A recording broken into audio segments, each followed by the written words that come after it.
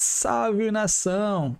Planobru na área com as notícias do Flamengo de hoje, na preparação para o jogo de amanhã contra o Atlético Mineiro. Segundo jogo lá, que com certeza a gente vai virar esse jogo. Vamos para as notícias. Nossa pauta aqui na sequência, assim como o Atlético Mineiro. Então eu agradeço ao Vini pelo gancho e pela participação no Redação de hoje. A gente se reencontra no Taon. Vamos começar por Belo Horizonte, onde a partida de volta vai ser disputada no gramado sintético da MRV Arena, né? Hoje esse tema já apareceu por aqui, Xará. E já apareceu também o tema de titulares e reservas, quem é que entra, quem é que não entra. Tanto o Atlético quanto o Flamengo fizeram uma espécie de rotação, né? E lançaram jogadores recém-contratados em campo. Foi o caso do Alexandro, por exemplo, pelo Galo. Qual é a perspectiva para esse confronto de amanhã? Bom dia. Barreto, bom dia para você, bom dia para todo mundo que está acompanhando a gente aqui no nosso Redação. E também O áudio tá baixo. né? O Atlético claramente teve uma opção de poupar jogador. Mas, Xará, a gente vai corrigir o seu áudio, tá? O Tim e o Caju botaram a mão aqui do lado, já para tentar aumentar. Onde está o volume aqui, achando que era um problema com o equipamento deles. Eu achava que era muito velho e muito surdo, então não é somente isso. Não, muito surdo ainda não. Hein? Quê? Bom, o Richard Souza vai também participar desse papo. Só que o Richard está no ninho do urubu, ele já está pronto, né? Ah, não, o Richard já foi para Belo Horizonte, já está na arena, então tá bom. Vamos com ele para lá, para o palco do jogo. Isso, já está na beira do campo, inclusive ali. A dúvida, bom, nem é dúvida, né? O último a chegar nessa janela de contratações do Flamengo foi o Carrascal.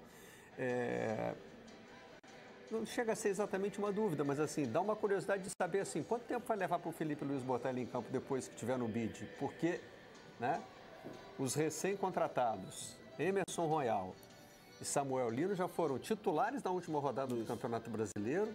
O Saul entrou nesse jogo e os três estiveram na partida de ida contra esse mesmo Atlético aí pela Copa do Brasil, Richard. Rapaz, subiu um sertanejo aí, Oi, né? Barreto, tudo bem? Um abraço pra você. Rapaz, pintou um teste, tá naquela fase de limpeza, os últimos ajustes aqui do estádio, teste de som. Eu tava ouvindo vocês conversando aí perfeitamente e agora entrou um teste de som pesado aqui dos telões.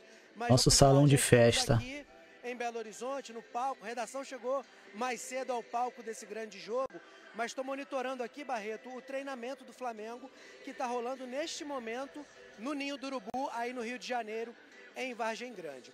Sobre o Carrascal, né? Foi uma longa negociação que com o jogador se resolveu rapidamente. Ele também estou monitorando o bid, né, porque ele pode ser inscrito a qualquer momento, mas de qualquer forma o Carrascal não tem nenhuma possibilidade, só para reforçar, né, pessoal, de estar nesse jogo contra o Atlético Mineiro. Porque para ter condições de jogo, ele inclusive esteve no Maracanã na quinta-feira no jogo de ida, né? O Flamengo pretendia apresentá-lo no gramado para a torcida, mas a documentação do Dinamo de Moscou não chegou. Negociação que também envolvia o Atlético Mineiro, a saída do Rubens do Galo, enfim, o pagamento do Flamengo foi feito ao Atlético Mineiro diretamente. Uma confusão aí dessa negociação entre Dinamo, Flamengo e Atlético Mineiro. Ele deveria ter sido inscrito, o Carrascal, até quarta-feira da semana passada, para ter chances de jogar as oitavas da Copa do Brasil. Como isso não aconteceu, ele não tem nenhuma condição de jogo, mas vinha treinando no Dínamo. O Flamengo vive a expectativa de contar com ele no próximo sábado contra o Mirassol pelo Campeonato Brasileiro.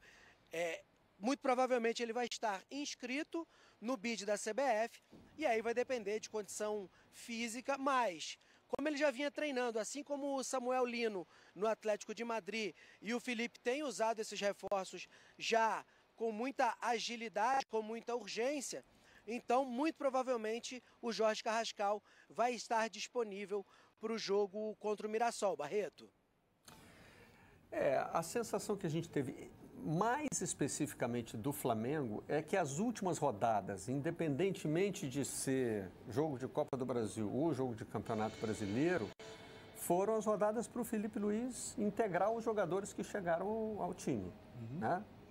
Já que tem que rodar mesmo o elenco, né? Vamos botar para jogar, saber em que nível físico e técnico o cara tá e ver se já dá para aproveitar. Né? Me pareceu essa a estratégia das... No calendário de futebol brasileiro, você tem que ter prioridades. Né? Pode ser prioridade de uma taça em cima de outra taça, ou pode ser prioridade de formar o elenco.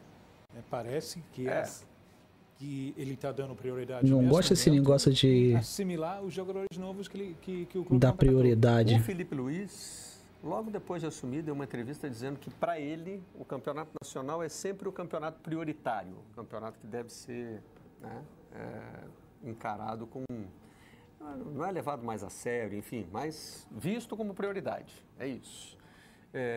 E a nova diretoria está alinhada com ele nisso. Né? Acha que é importante o Flamengo voltar a conquistar o título brasileiro. Só que aqui no Brasil, quando a gente fala em conquistar um campeonato, parece que isso significa necessariamente abrir mão de outro, né? Exatamente. Porque o calendário é muito pesado. E traz a sensação de que se o Flamengo cai pro Galo, é o caos. É como se... Ô, Léo Pereira, quase que o Rossi pega essa bola. Quase que o Rossi pegou essa bola. Assim. A gente sabe que não é assim, né? Ainda mais quando você tem nesse ano essa priorização muito clara. Ó, quase que ele pega. Ganhar um título que não ganha desde 2020, né? Mesmo tendo o maior faturamento, mesmo tendo o maior orçamento do futebol brasileiro. Ou seja, o clube que apresenta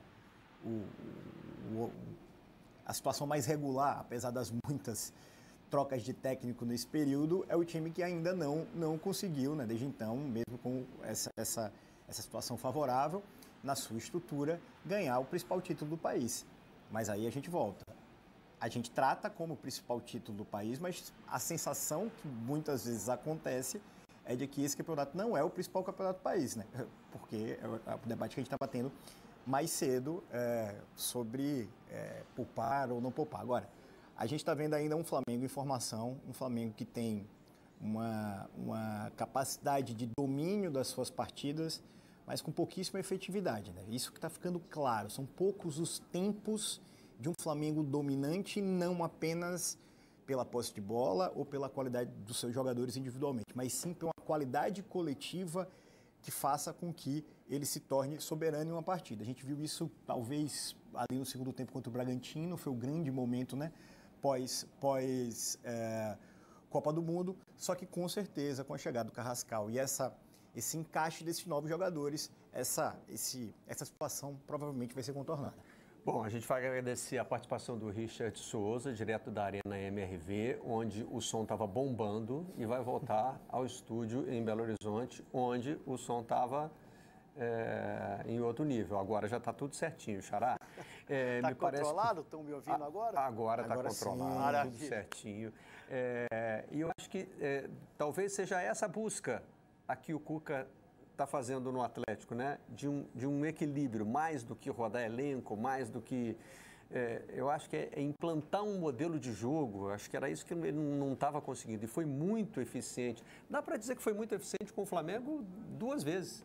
Tanto no Campeonato Brasileiro como na ida na Copa do Brasil. Foram 2 jogos muito apertados e decididos ali no detalhe, um a favor e outro contra. A gente pode falar que a virada de chave no Atlético foi, depois daquela semana conturbada, também tem ali, coincidência ou não, os pagamentos foram todos quitados, né? E aí o Atlético faz aquele jogo contra o Flamengo com o Cuca, já mudando a cara do time um pouco, colocando o Saravia como titular, praticamente uma linha de 3 defensores, junto com o Lianco e o Alonso, um Scarpa, que a gente imaginava que faria praticamente ali uma ala esquerda. O Scarpa muitas vezes, quando na necessidade, ele recuava como um lateral esquerdo bem defensivo. Então o Cuca começa a achar esse esquema de jogo dele, com o Gabriel Menino jogando na ala direita, com o Franco, colocando o Vera novamente dentro do time. O Coelho também voltou, né, depois de lesão, e o Atlético estava patinando muito, sem a parte da criação do Coelho ali pelo lado esquerdo. E aí tem Hulk e Rony no ataque ainda. A gente não pode cravar que o Cuca teria ali os seus 11 titulares. E ele está ganhando algumas opções, né? Chegou ali, como você disse, antes do nosso probleminha com o áudio aqui, teve o Alexander que entrou no jogo contra o Flamengo e agora foi titular contra o Bragantino. O Biel também foi titular contra o Bragantino. Biel que deu muita mobilidade no lado direito, desafogando um pouquinho o lado esquerdo do Coelho. O Hulk, claro, não tem nem sombra aqui dentro do Atlético, mas o Atlético também está ganhando algumas opções para uma rotatividade de elenco. E ainda tem o Reinier, que é esperado para chegar hoje ainda a Belo Horizonte para o restante da temporada. A gente estava falando aqui, eu estava acompanhando o debate de vocês aqui, sobre essa decisão de poupar ou não poupar.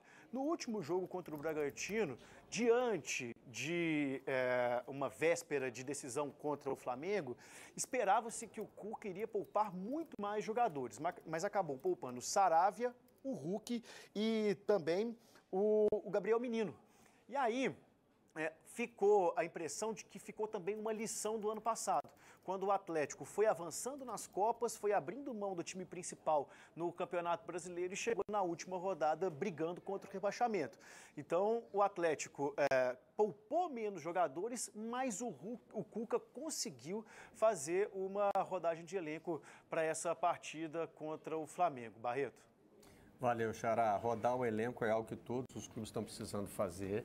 É claro que quem sofre com isso de forma mais imediata é quem esteve na Copa do Mundo de Clubes. Isso envolve o Flamengo, mas no caso do Flamengo várias contratações foram feitas, né? Já no caso do Fluminense... Então é isso, galera. Fechando aqui o vídeo. Com certeza amanhã vamos virar esse jogo. No mínimo ali uns 2-0 para o Flamengo. Até a próxima. Valeu, galera.